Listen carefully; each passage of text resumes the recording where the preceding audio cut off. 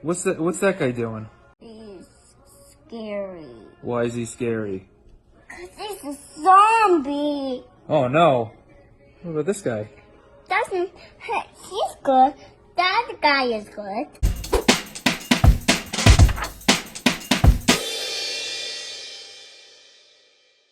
My name's Ed Piscor. My name is Jim Rugg. My name's Tom Scholey. What weekend is it, Jim? March 14th. First thing we want to do, we want to welcome and thank all the new subscribers to the Cartoonist Kayfabe channel.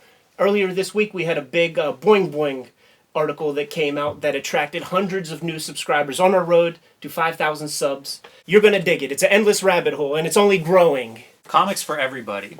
It's worth noting, too, I want to personally thank Boing Boing for, had some conversations with them after the post went up. And we're going to be, basically, they're providing a kind of a distribution signal boosting mechanism for us to get our stuff out there 2 times a week with the Wizard episodes and with our Wednesday show and tells. They're going to be promoting those videos on their channel and helping us on our road to getting 100,000 subscribers, man. I don't feel comfortable getting out of bed and making a comic that sells less than 10,000. So I don't want a free video to go less than 10,000, man. That's where my mindset is, Jim. I like that. That works for me. And I do want to mention, like Boing Boing has been so good to me over the years, man. The first person I would thank in a Lifetime Achievement Award thing would probably be Harvey Pekar. He gave me my start in the game. But the people who boosted this signal to accelerate the awareness of my work really is the people at Boing Boing who serialized my work on their website week in, week out for about 4.5 years. And they made me a New York Times bestseller. You know what I mean? With that constant awareness from their website that gets millions of readers every week, man. So I want to thank the Boing Boing crew for putting the word out and having confidence in Cartoonist Kayfabe as something that would be attractive to their audience. I consider it a second home. Now, I'm not wearing this coat because we're going to be doing a review on Leaving Neverland, and we're at the part of the segment where we talk about the Thriller music video. We just recorded our first Akira volume episode, man. As a part of our awareness campaign, at the end of our last episode, once we're done with Akira, we're going to be giving this fly-ass Kaneda jacket away to some kayfaber out there who shows initiative and puts the good word out to Cartoonist Kayfabe in some creative way. There's going to be several ways that you're going to be able to get this jacket. And by the way, this is like the virgin appearance of this jacket. We're going to start tagging it up, drawing little Tetsuos and Akiras and fucking clown gang leaders all over this thing. And I'm not going to get up and show you, but it does have the pill thing on the back. It's fly as fuck, man. You got to take my word for it. There's going to be several ways that people are eligible for this, man. We're going to start doing weekly giveaways. Last week we mentioned that we were going to give away a copy of Domu this week. It's not going to happen this week. And this sounds like a cop-out, but I'm sure you all experienced it. But Instagram was down. And the person that I think deserves this copy of Domu is the person whose intro we just played before the animated sequence at the beginning. That guy deserves our copy of Domu that we have, man, because he showed initiative to get the word out. There's going to be several ways, like I said, though. Grab that Kayfabe merchandise, hashtag Cartoonist Kayfabe in the post so that we see it. You know, maybe take a pretty creative photograph of the thing. Kayfabers out there who show initiative to get the word out. I'm saying if you get a Cartoonist Kayfabe tattoo in the middle of your head, man, that's a wrap. You're getting this jacket, man. But I don't think anybody will do such a thing, man. So if you make it on the show with some kind of video clip like that earlier thing, cool. We're about positivity. We're not looking for anything crazy, but you get the word out about Cartoonist Kayfabe, you make us aware of it, and we see that it has a blip and creates an impact. You're getting this fly jacket filled up with a Yakuza amount of tats all over the shit, man. Please don't tattoo your forehead. I'm saying tattoo your forehead. If you're a part of the cult of Kayfabe, you'll tattoo your forehead, man. Show and Tell. This week, the Bootleg Comics episode of Show and Tell went up. We're getting great feedback on it. And one thing I want to encourage everybody to do, if you haven't watched it yet, it's about comics, basically unlicensed comics, using licensed properties. American Psycho, Wolverine, Wonder Woman.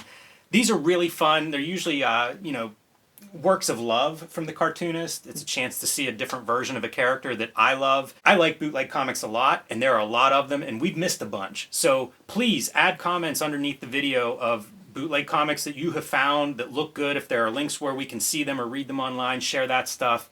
It's been a pretty fun topic, and the feedback we've gotten so far is in this line. So check that out and add to it if you have anything. By all means, too. If you made a bootleg comic, send that thing to us, man. If it's fly, it's going to be on a future episode, no doubt. And we have a lot of professionals that watch our program. Don't be a fucking corny jobber and try to get people in trouble, man. You know what I'm saying? Like, these things were just made out of love, man. There's 15 copies of these things, so don't be a schmuck, man. Yeah, these are mostly photocopied, what would be known as mini comics. They're like zines.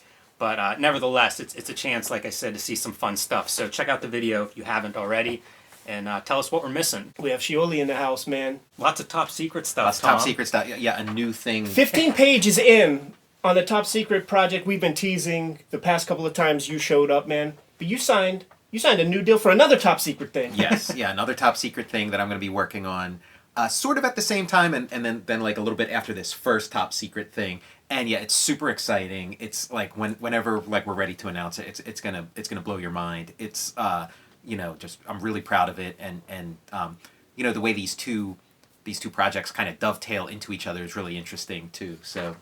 It's a lot of fun stuff to work on. I wonder if we're going to be able to afford you in our future Akira coverage, man. Well, keep the emails coming, because I'm so amazed by what you're doing, and it's very fun to see any updates on that project. And Tom, I'm going to bring it up again, man, because I'm not going to take for granted that everybody watches every Kayfabe Weekly. You promised that we would get a good hour-long conversation with you. Project 1 is going to be announced at San Diego Comic-Con. We're going to get together, we're going to talk about it, and have a video ready to go for whenever they make the announcement, like that day of. Can we shake on that? I made that promise, and I'm going to stand by it. Awesome. See, we break news here, man, because we're real. Might as well keep the conversation going about progress updates, man. Where you at with Plain Jane's, man? I had another good week, including reading through like the proof lettered edition up to what's left. I have about a week left to draw, and then I have about a week probably to do some edits and revisions on those drawings. But it's getting close, man.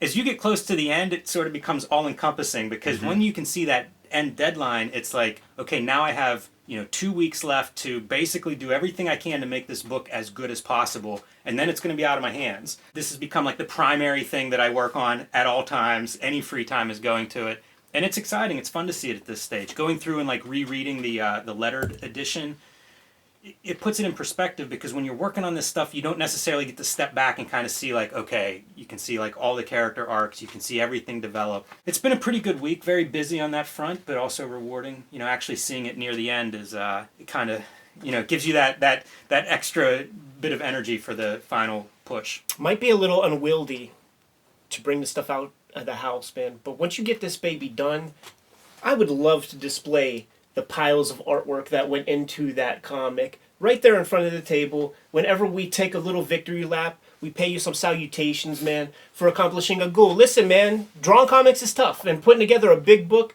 even tougher, man, and you deserve to be praised, man, when you come to the end of a big project like this, man. It's not easy, man. A lot of you motherfuckers ain't built for this. And it's the culmination of a project. Like, there's this segment that you've been doing lately, but it's a years-long, like, larger project. So that's it's like huge. a decade. It's been a decade, basically. Yeah, it'll be fun. I'll definitely do that. I'm happy to show that stuff off, and I'll be talking about this as much as possible. Once you're done drawing it, it's not the end of the line, as you guys know. Right. But I would definitely be showing off artwork. I'll be talking, process. I'll be talking pre-orders whenever that comes up, and touring whenever it's out. So there's still a lot left in the cycle, but the drawing part is coming to an end.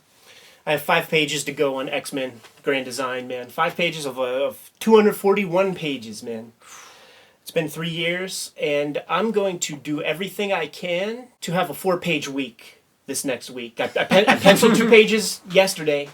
I hope to pencil 2 tomorrow, and then just like back one out after another Saturday, Sunday, Monday, Tuesday, and then Wednesday is prep time. Right. For the Kayfabe channel, man. So I'm gonna zombify, man. The 3 hairs that grow on my face are gonna be like quite long.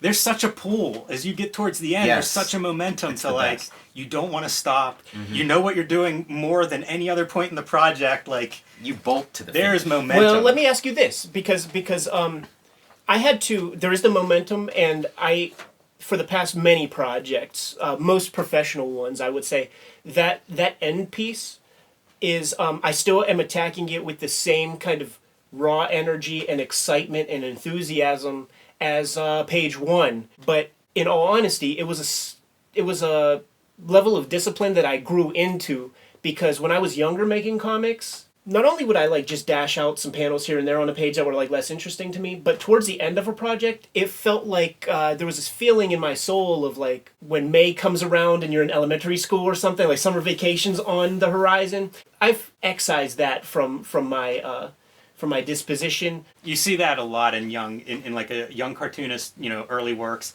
I love black and white explosion comics, which are often people's early comics. Yes. You'll see it. You'll see some deadline was approaching for the last 4 pages where they just dash those off.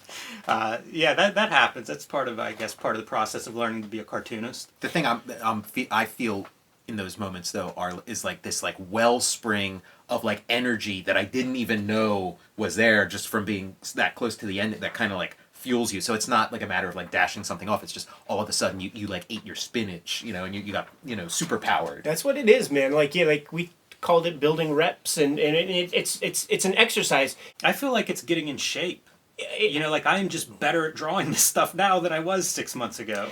The way that I think about it is like it's an exercise in just developing patience. Almost like when you're starting out in meditation, they say that like if you can't focus that much at first, like then you really need meditation. You're a person who really needs it, and then you can have that ease of mind where you could like let things go. Working on comics continuously for the past 15 years has done for me, where it's just like I've become very comfortable just sitting there doing the thing with no negative thoughts toward like say an hourly wage, or like what would my hourly rate be. It's like no, you just work your butt off. Try to make the best pages possible and forget about all that other stuff, man, because as Shakespeare said, man, the play is the thing, you know what I mean? Like the readers are not going to give a shit that your pen nib started to conk out at the end of the page. You changed the pen nib, you know what I'm saying? That's the energy that I've been feeling the past couple of weeks. And Kayfabers, if you're down with my work, man, you can start ordering.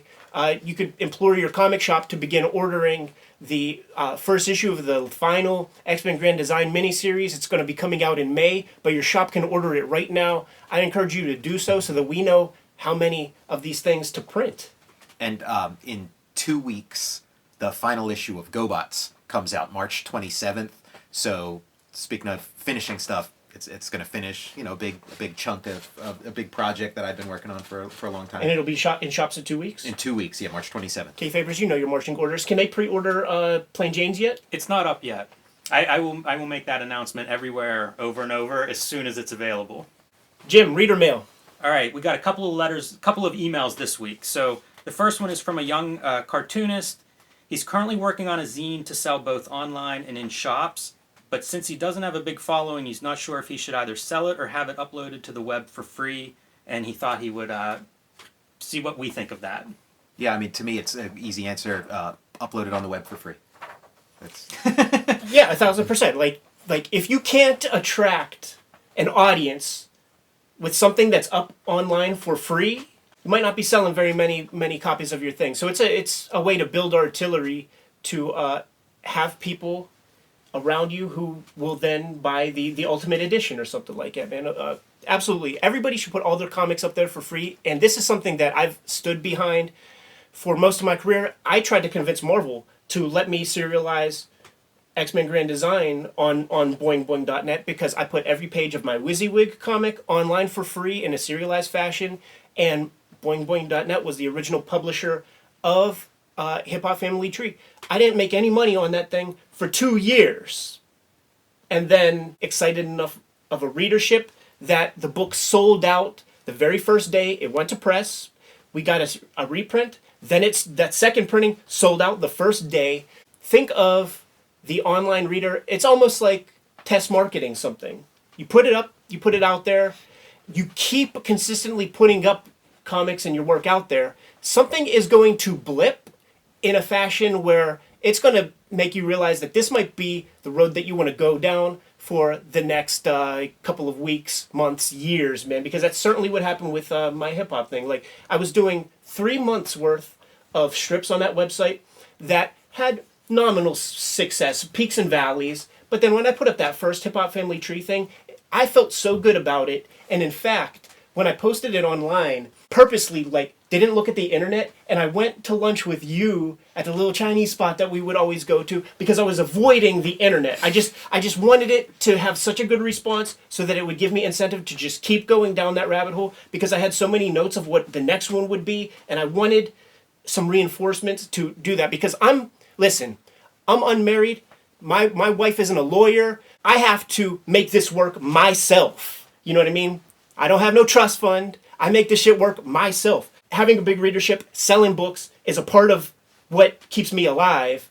And we got our lunch at the Chinese food spot, came back home, over 10,000 retweets on Twitter alone in under 2 hours of its posting. So it's like, okay, I'm doing something right here. If they had the internet in like the Jack Kirby days, Jack Kirby would want all his comics for free on the internet.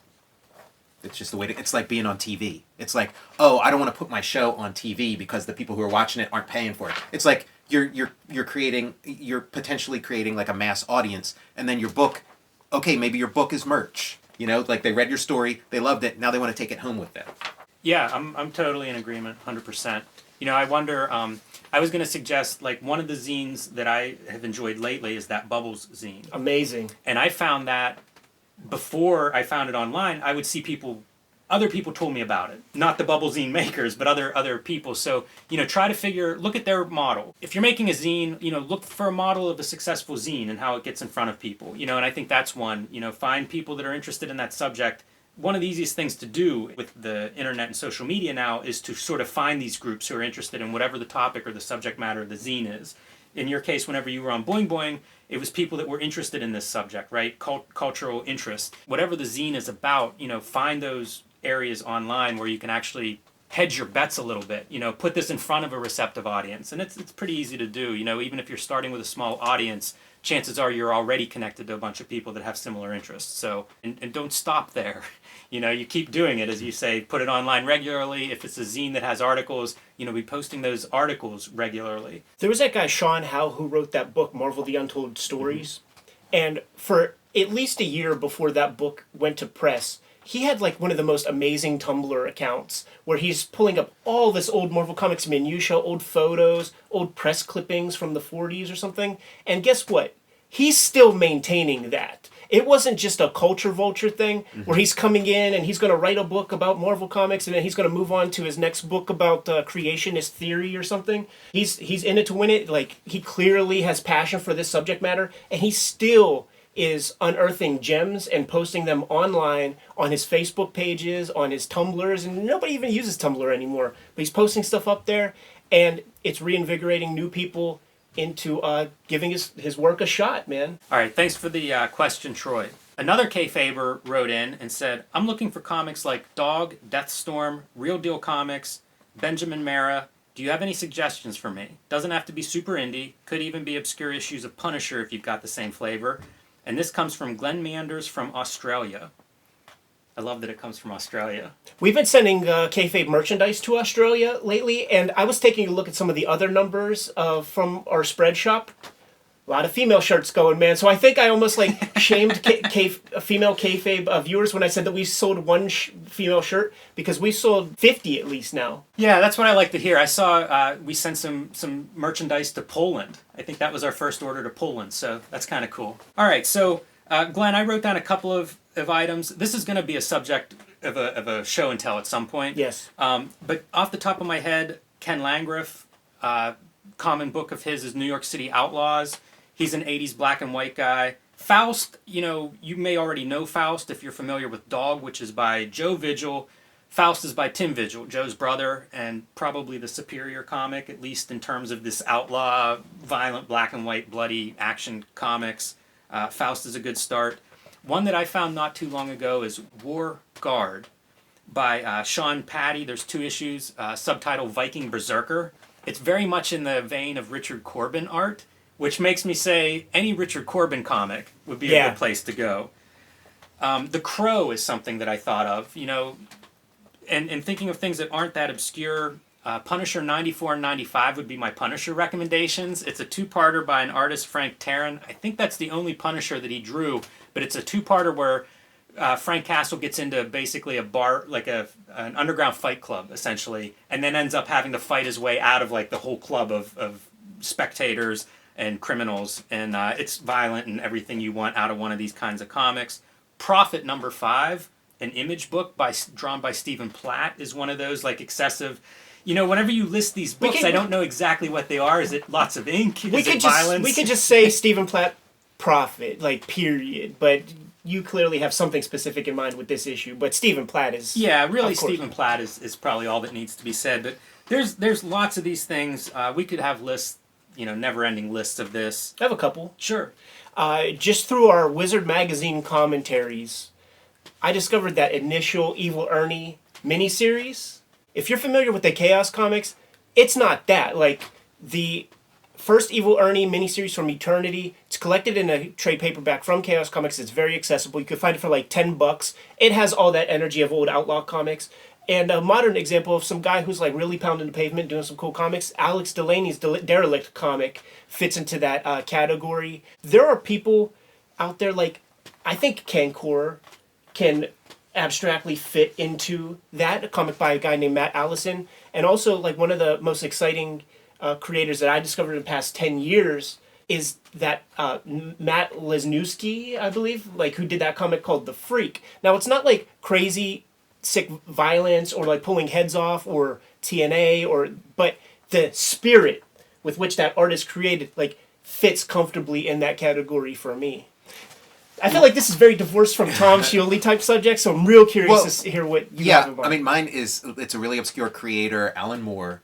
He successfully created like a brilliant piece of outsider art that was Necronomicon. Jason Burrows fits Jason into Burrows, that for sure.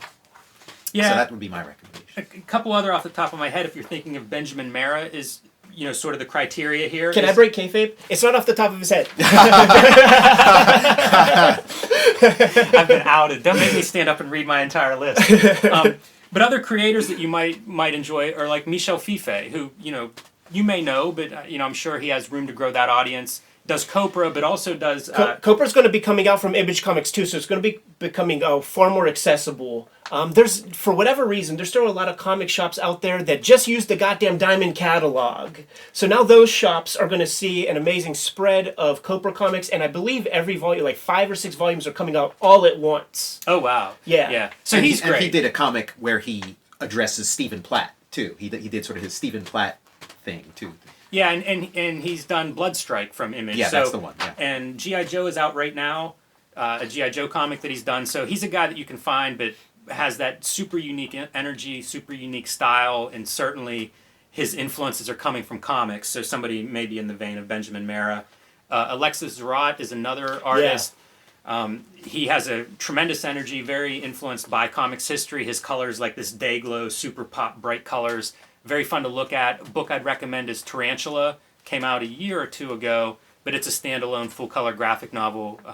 Very exciting, fun read. So that's somebody to check out. And we're going to continue on in this subject in the future. Yeah.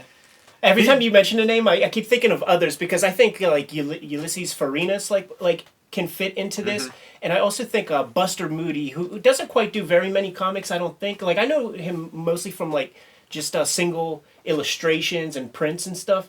But you should check out Buster Moody's art if you're not too familiar with it. We can do this till people get bored. James Stokey comes to mind. Yeah. Like he's done some licensed stuff that's pretty cool and radical. Godzilla, Aliens, unique stylistic interpretations of these iconic characters. Helen Jo. Yeah, everybody watching this should track down Helen Jo's Gin and Jam.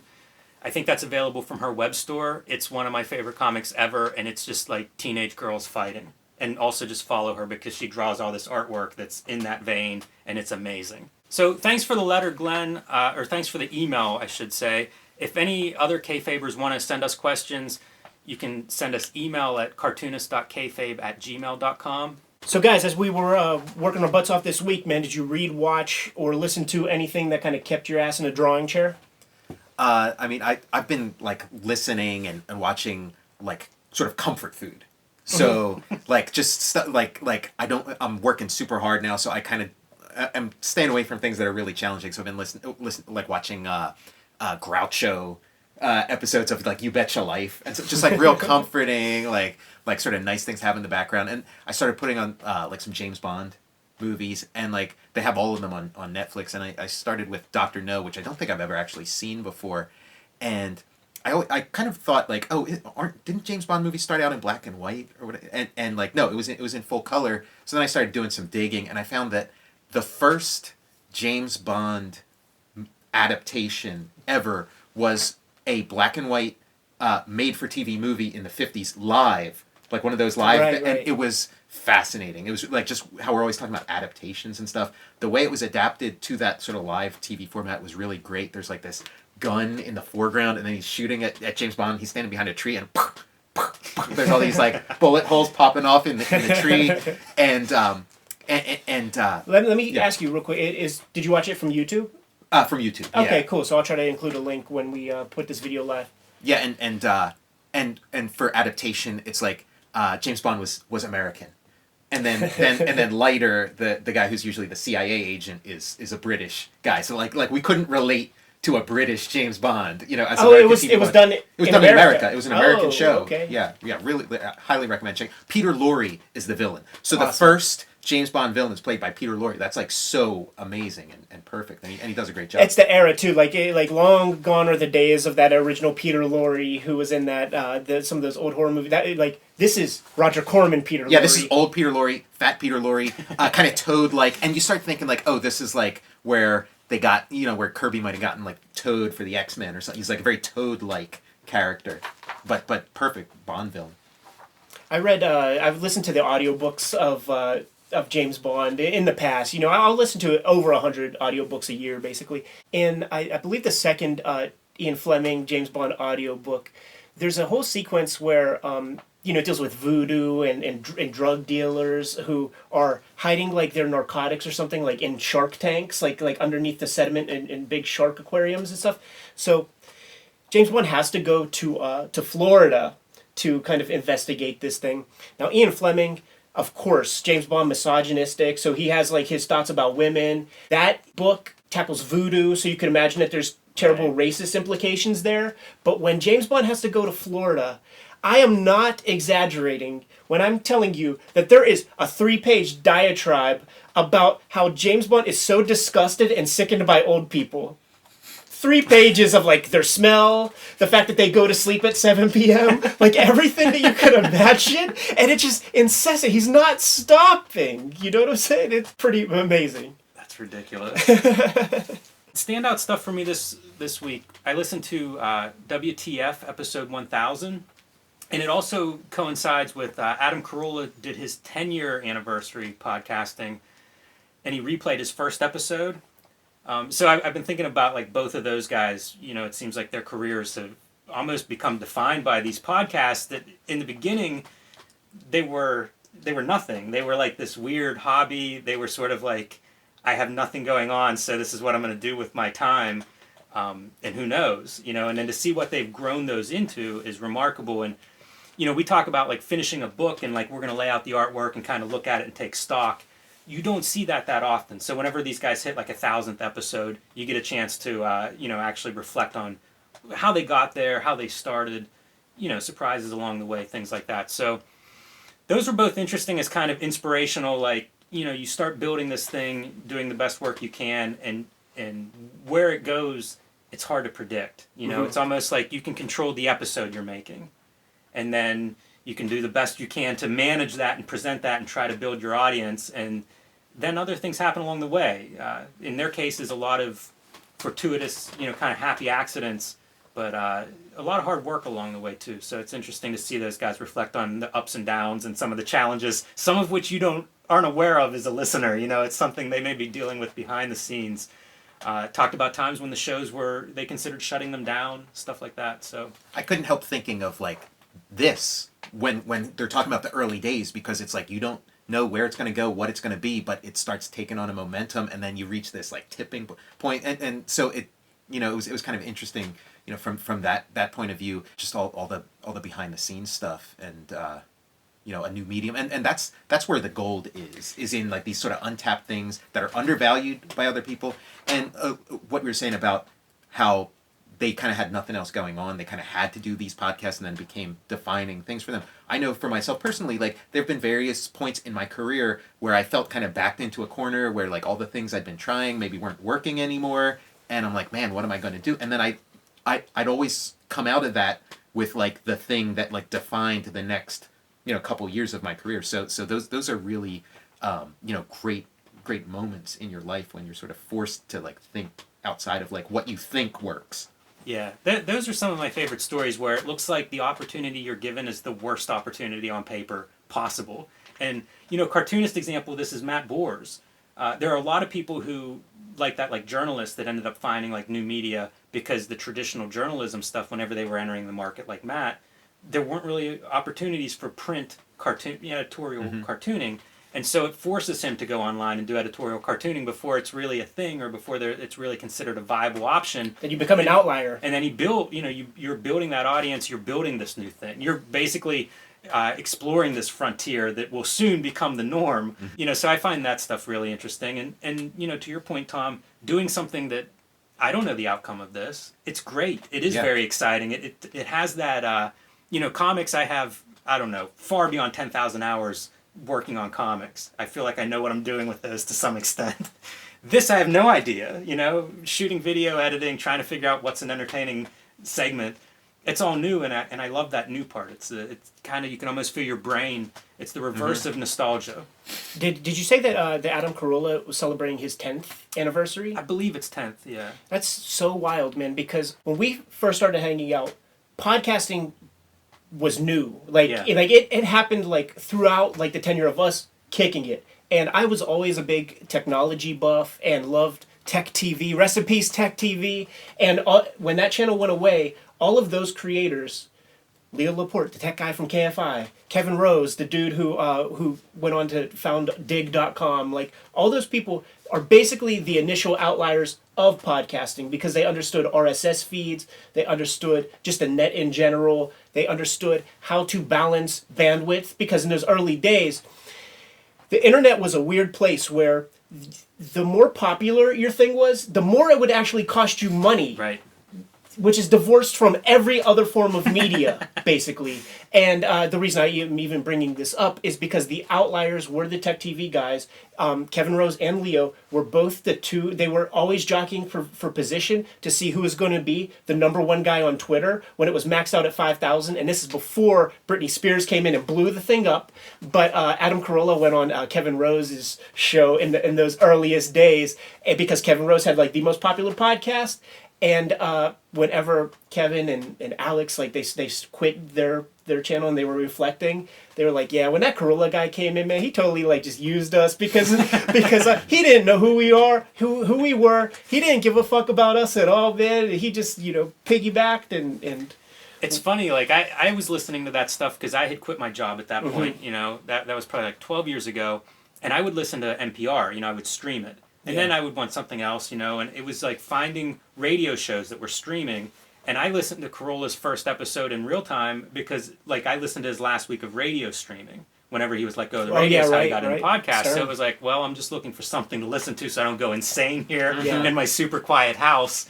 And same with, like Mayor, all those guys. Once I found podcasting, then it was like, okay, look for whatever's there, and there wasn't much. So WTF was another early one. I can remember...